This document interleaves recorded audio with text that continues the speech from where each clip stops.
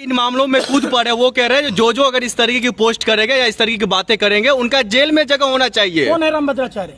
संत है, हिंदू धर्म के रक्षक कहे जाते हैं, जगत गुरु है। अपने मियाँ मिट्ठू तो हम विश्व गुरु हैं। अरे 4 शंकराचार्य, अरे उनमें से भाई, एक नाम उनका भी हम है। विश्व के जगत गुरु हैं।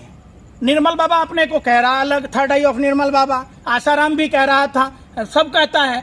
आप समझो, साधु संतों की ये भरिया भाषा अमर्यादित नहीं होनी चाहिए। वो सिर्फ आंख से अंधा नहीं है, वो दिमाग से अंधा है, दिमाग से पैदल है। जिस ब्राह्मण कुल में जन्म लिया वो कहता पाठक, दुबे, चौबे, त्रिगुणाइन, ये सब नीच और अधम ब्राह्मण है। भगवान श्री कृष्ण जब हरियाणा आए तो उन्होंने कहा सब नर श्रेष्ठ हैं, गुण के आधार पर जिसके गुण होंगे वो ही श्रेष्ठ है। तो ये रामभद्राचार्य कौन? हम रामभद्राचार्य की बात को माने कि हम भगवान श्री कृष्ण को बात माने? नहीं, रामभद्राचार्य से इतनी नफरत क्यों है आपको? नहीं चलेगा यार, सुन लो बेशर्मो, इतनी नफरत क्यों है आपको? सूत जी महाराज सुन, अरे सुन ले भाई, कितना पैसा खाया है, कितना उछल रहा है मक्के की लावा की तरह, टुप टुप टुप टुप टुप बोल रहा है। सूत जी महाराज नैमी सारण्य में 80,000 लोगों को भागवत पान कराया। कौन है सूत जी महाराज? भगवान श्री कृष्ण कौन सी जाति के हैं आप बताओ मेरे को। और वेद व्यास और सत्यवती के पुत्र हैं पूरे परिवार। महाभारत जो हुआ तो कौन सा वो कौन थी वो माँ बताओ जिसके भगवान राम ने बैर खाए?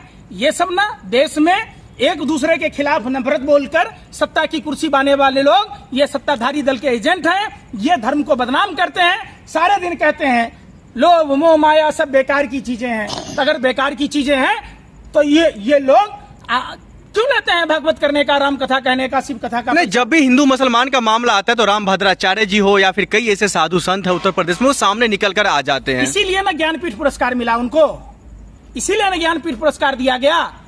क्यों दिया गया? क्यों उनके पास सिक्योरिटी गार्ड होता है? वो सब लोग जो भगवा पहनकर जिस तरीके से रावण ने मां सीता का अपहरण किया, ये हिंदू धर्म का अपमान करने वाले लोग हैं। ये हिंदू धर्म के बारे में जिस तरीके से अपमानित करते हैं वो सरासर हिंदू धर्म के लिए। तो सरकार भी तो इन्हीं के साथ है। योगी आदित्यनाथ जी की सरकार इनकी वाहवाही करते हैं, अधिकारी इनके वाहवाही कर रहे हैं, कई नेता कर रहे हैं। चोर मोसेरे भाई, खुद उत्तर प्रदेश के योगी आदित्यनाथ के ऊपर 70 से अधिक धाराओं में मुकदमा दर्ज था। कैसे फपक कर संसद में रो रहे थे। भगवा त्याग, तपस्या, बलिदान, क्षमा, परोपकार के लिए जाना जाता है।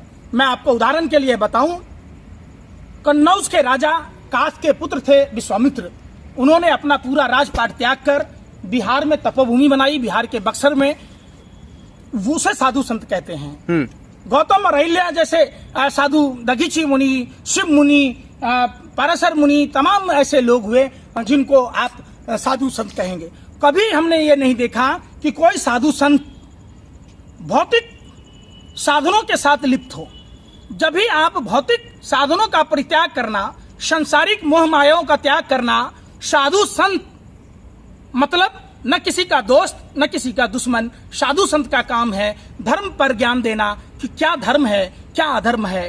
तो रामभद्राचार्य जी जैसे सरकारी एजेंटों को चाहिए कि वो जो हिंदू धर्म में रिश्वत लेना पाप है, व्यभिचार पाप है, मदिरापान पाप है, तमाम जो गरुड़ पुराण में बताए गए हैं, पद्म पुराण में बढ़ाए गए हैं, वो पाप और पुण्य पर बात करें, लोगों को समझाएं। भारत है, भारत में आई लव मोहम्मद नहीं चलेगा। क्यों नहीं चलेगा?